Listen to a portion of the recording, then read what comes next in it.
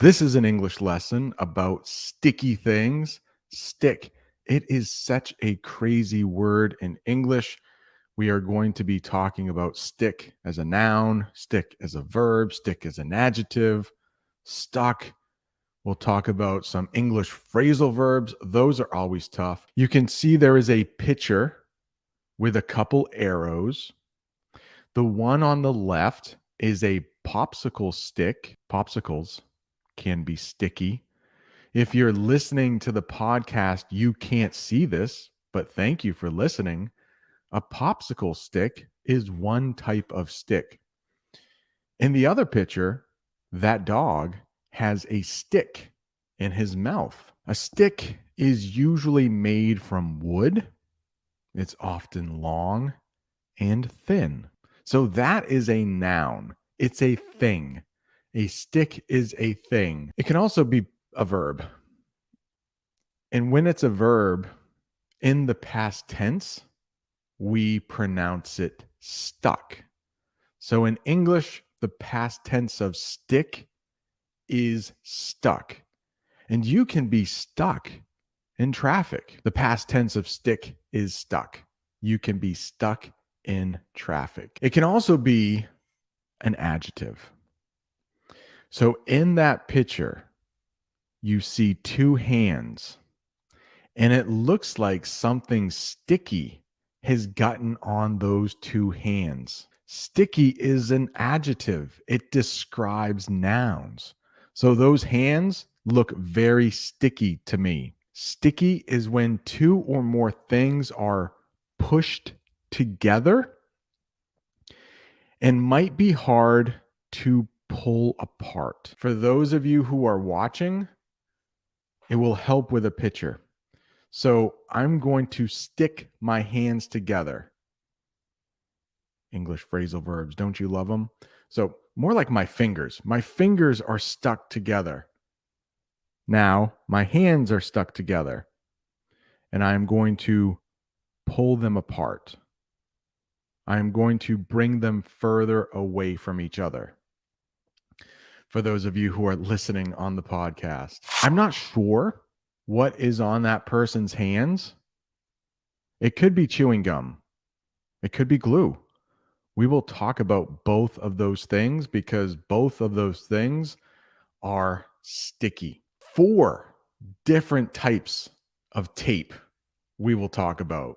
And the first one is duct tape. Duct tape. Some Americans think duct tape can fix everything. Duct tape is usually gray and is extremely sticky. I can read that again.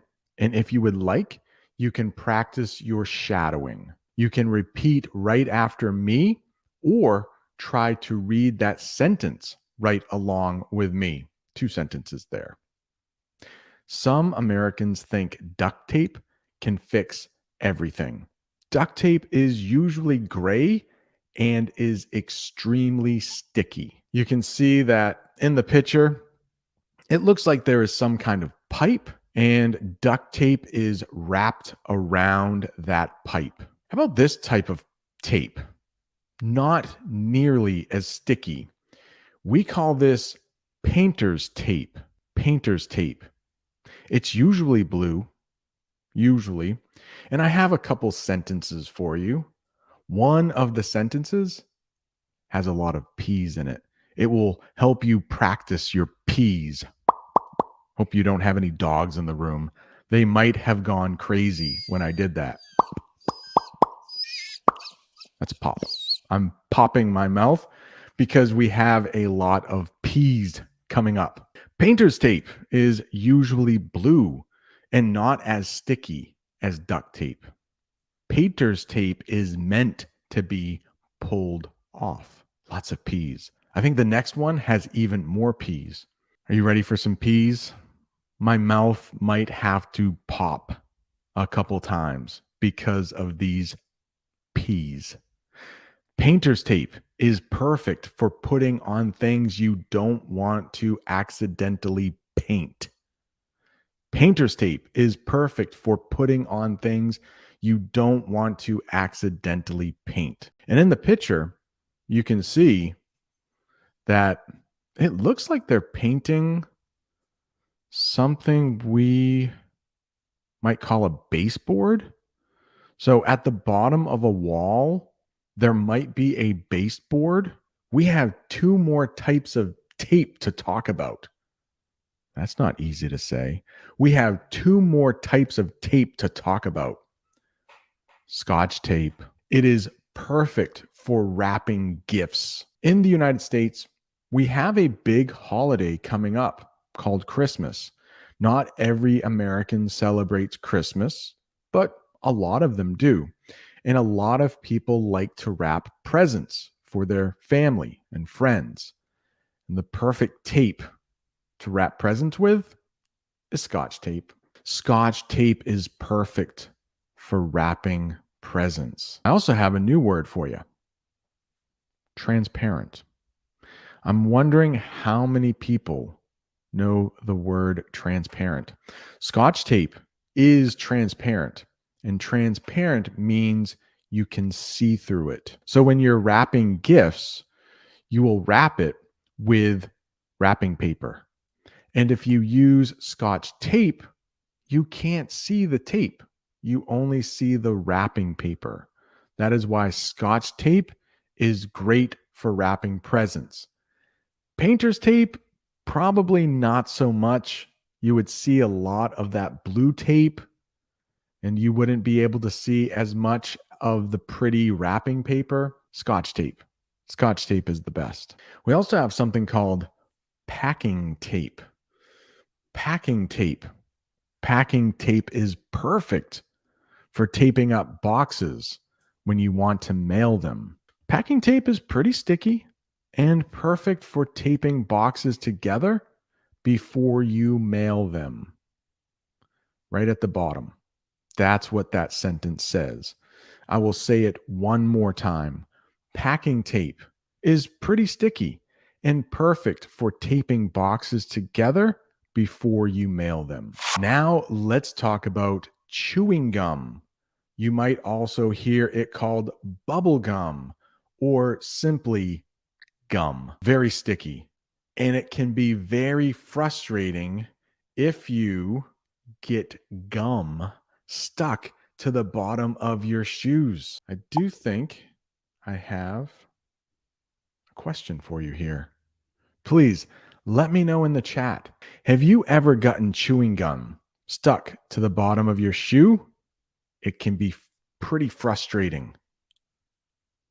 I want to shake my fist in the air every time I get chewing gum stuck to my shoe. You know what else is sticky? That would be a Band-Aid. Band-Aids are great for putting over small cuts. An envelope. An envelope. The flap of an envelope is sticky. The flap. I have a sentence for you. You might lick the flap of an envelope before mailing it off. And I thought, use as many phrasal verbs as I can because native English speakers use them all the time. So right at the end, to mail off something, that might be a new English phrasal verb for you. I don't know. Can we do that now? After COVID, are we allowed to lick things?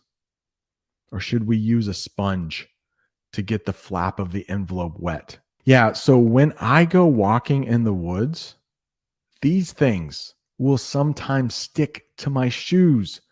We call these things burrs. Can you see them? Burrs. It's just like if somebody gets cold in English, they might say, "Ooh, burr. It's cold in here." But burrs are little things in the woods that can stick to your clothes. They can stick to your bootlaces. Burrs sometimes get stuck to my bootlaces when I walk through the woods. Burrs sometimes get stuck to my bootlaces when I walk through the woods. We also call these things hitchhikers. So you might hear burrs for those little things, or you might hear them called hitchhikers. Does anybody know what a hitchhiker is in English? You don't see as many hitchhikers on the roads as you used to. When I was a kid, I saw more hitchhikers. So you can say that. Instead of saying in my childhood, you can say, hey, when I was a kid, there were more hitchhikers on the road. A hitchhiker will stick. There's that word stick. A hitchhiker will stick their thumb out on the side of the road. They are hoping to get picked up.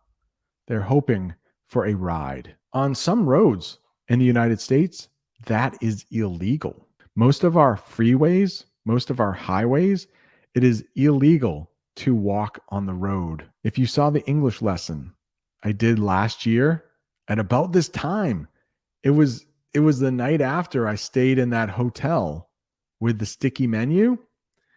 I was walking along a highway and the police stopped me. Oh, I might not be able to walk along the highway. The police are stopping me. Hello. I just saw some deer there and I wanted to get them on camera. Deer? Yes, sir. Okay, you can't walk on the highway. Oh, I'm sorry. It's illegal because you can get killed. So. That's true. Have you seen that English lesson where the police stopped me on the side of the road?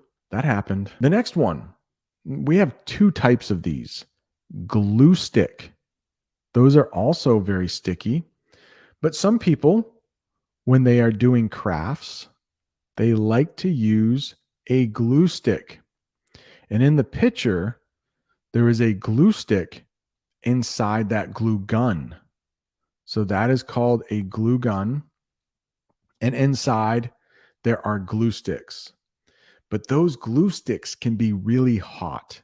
So probably not the best for children. That is usually a glue stick that a child will use so they don't burn their hands. And I took that picture inside my classroom.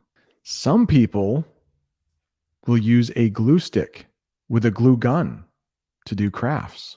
Glue guns can get pretty hot. Most children will use glue guns like this. Glue sticks like this. And in that picture, you see the word washable school glue. Washable. That means it will not stain your clothes. A washable glue stick means it will not stain your clothes. That is a picture of cotton candy, and it is very sticky. You might get cotton candy at a fair. You might get cotton candy at a circus. And I do have this for you. Cotton candy is called candy floss in the UK. Let me say that again. Cotton candy is called candy floss in the UK. So in the United States, I think in Canada, you will hear this stuff called cotton candy. And here's my problem. I love cotton candy. Love cotton candy. But I cannot eat cotton candy without getting it all over my hands. Cotton candy also comes on a stick sometimes. The cotton candy in that picture does come on a stick. But as I'm eating cotton candy, I don't know why, but my hands will become sticky by the end. I guess I'm not a very neat eater. My question to you in the chat, please let us know, do you like cotton candy? I love it. I don't get to have it often. You need a special machine to make it. So I usually only get it when I go to the fair. The next sticky thing would be tar. You might also hear it called asphalt. And I do have a sentence for you right here. Many American roads are topped with tar or asphalt. It makes for a much smoother ride. So those people are topping the road with tar. Topping the road with tar. You will also hear it called asphalt. Tar and asphalt are pretty much the same thing. If this lesson is helping your English improve, don't forget to tap that like button and share it with a friend who's learning English. Please share it with a friend who is learning English. They will love you forever. How about this? I think this was mentioned already. Maple syrup. Maple syrup. I love to cover my pancakes in real maple syrup. If the maple syrup comes in a glass bottle, it's probably real maple syrup. In the picture, you can see real maple syrup comes from a tree called a maple tree. Maple syrup is produced in my state. We have some of the best maple syrup in the world. Canada, where Bob the Canadian is from, definitely has great maple syrup. Vermont, that's the state I was born in. They are also known for great maple syrup, but it can be sticky. The rest of my family, they like the fake maple syrup. We might call it imitation maple syrup. I like the real stuff. Sticky notes. Sticky notes. We actually have two names for these in English. Those are called sticky notes or post-it notes in English. In the United States, at least, you will often hear those things called post-it notes. It's a company, Post-it, that makes those notes. And for some reason, just like Band-Aid, we call them by the name brand. Sticky notes, Post-it notes. Sticky situation. A sticky situation describes a situation that is embarrassing. Let's talk about a couple things that might be sticky. How about this? Accidentally spoiling a surprise party. You might get yourself into a sticky situation if you accidentally spoil a surprise party. A surprise party in English is what it sounds like. If somebody is having a birthday and they are going to have a party, maybe my wife today, I don't think she is. Hope not. I don't like surprise parties. But what if Jamie, my wife, wanted to celebrate my birthday with a party, a surprise party, and she doesn't tell me? People are coming over. They want to surprise me. That happened for my 40th birthday party. I had a surprise party. One of my good friends from Rhode Island drove about 5 hours for the party. But what if somebody told me during the week, oh, hey, I'm going to be at your party on Saturday? What? I'm not having a party. Oh, yeah. Never mind. Wait, what party are you talking about? Your wife is throwing you a surprise party. That would be a sticky situation. That would be a sticky situation. Spoiling a surprise party. How about this? Has this ever happened to you? Maybe you have plans with other friends, but one friend asks you, hey, do you want to go out tonight? And you say, no, I'm kind of tired. I'm just going to stay in. But then you go out with other friends and then you see that person out somewhere. That could be embarrassing. That could be a sticky situation. Telling a friend that you just want to stay in for the night, but you lied and see them out at a restaurant. That would be a sticky situation. That would be hard to explain.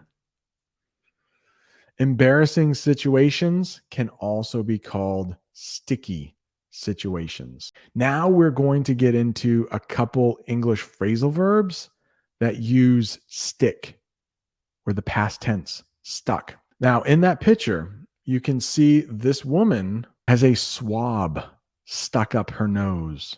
So literally, something can be stuck up your nose. And it looks like that woman has a swab stuck up her nose. You might hear of a stick up when people are being robbed. You might have to stick up your hands. Maybe you are at a bank and somebody comes in and robs the bank. They might say, hey, this is a stick up. Stick up your hands. It's literally, You are sticking up your hands, but people are robbing the bank. If you go to a large American city and you're walking around in the wrong part of town, you might get stuck up. Somebody might take your money. If someone is stuck up, they think they are better than everyone else. This is hard to explain in English, but because we also use the term look down on people, maybe some celebrities are stuck up. Maybe because they are famous, they think they are better than everybody else. If someone is stuck up, they might be rude and not want to talk to you. Stick around or hang around. Both can be used interchangeably. Let's talk about what stick around is.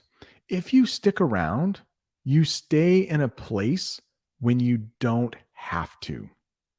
So after work, you might stick around, maybe talk with some of your coworkers. Maybe at a party, everybody is going home, but you might stick around to help clean up. Stick around, hang around. You may stick around after work to talk with your coworkers. Maybe you have stuck around this lesson the whole time.